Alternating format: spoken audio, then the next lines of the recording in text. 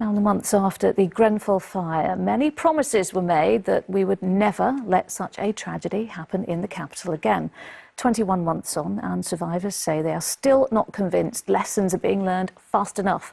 Last night, they were told police won't bring any criminal charges until at least 2021, and tonight we can reveal more than 170 tall buildings across London are still covered in flammable cladding, similar to that at Grenfell. Rags Martel went to a tower block in Bromley that employs a 24-hour fire warden to keep residents safe. Flammable cladding killed 72 people here, but 21 months after the fire, it's still on hundreds of buildings. And this is one of them. This is cladding and it's highly flammable. We're at a building called North Point in Bromley.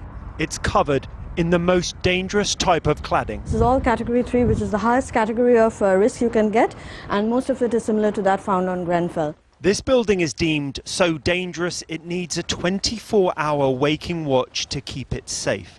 But at £30,000 a month, residents are doing the fire warden shifts themselves to keep costs down. The worst bit is it's a financial strain, but you forget we're living in a building that's being doused in petrol almost with the cladding on the outside. So, yeah, you forget, we sort of worry about the financial side of things, but there's the other part, which is the fact that it's, you know, you're potentially living in a sort of ticking time bomb almost if there was a fire.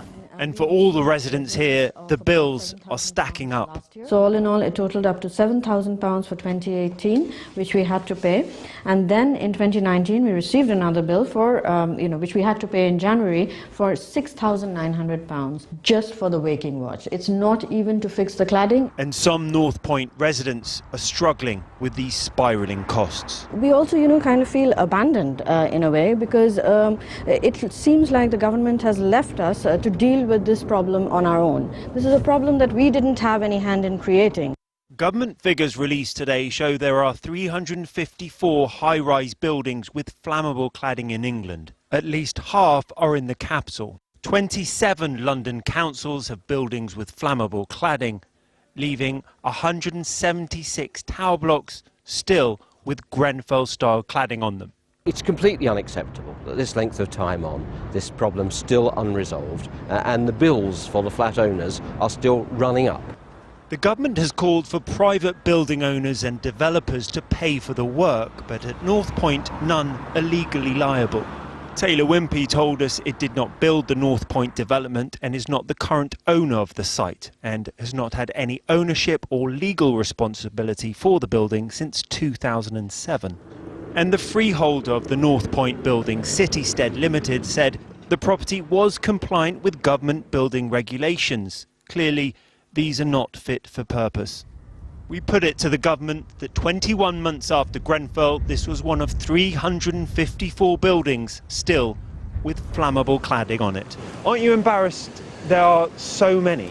No, because there are 80% of those buildings are either had it remediated or have a plan or it's underway. But and 21 months, well, 21 months, I understand. It's still got flammable cladding. Look, I understand people's impatience. How will you feel if there's another Grenfell? Well, one of the things that I've been concentrated on is making sure that 100% of those buildings have interim measures in place tonight to ensure that that doesn't happen. You are quite right to pin me down on people's personal safety.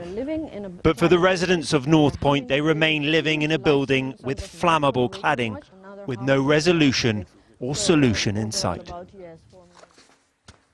Rags, what is the Grenfell community saying about the police investigation into the fire? Well, 21 months after the fire, they're feeling a bit disheartened. There's so little change. As we saw there, there's still hundreds of buildings with flammable cladding. With the Grenfell inquiry, it still has yet to make a single recommendation, and that seems forever delayed. And for the police to say last night there'd be not a chance of a criminal prosecution until the end of 2021, the survivors group Grenfell United, you feel that they might be losing hope? I think the biggest frustration is that the police want to do an absolute thorough investigation, and that's only right, and that will take into account the public inquiry and the findings from that. However, our biggest frustration is that the public inquiry, there's no concrete dates as to when the inquiry will start. Do you think there'll ever be justice, Grenfell? My hope is fading fast.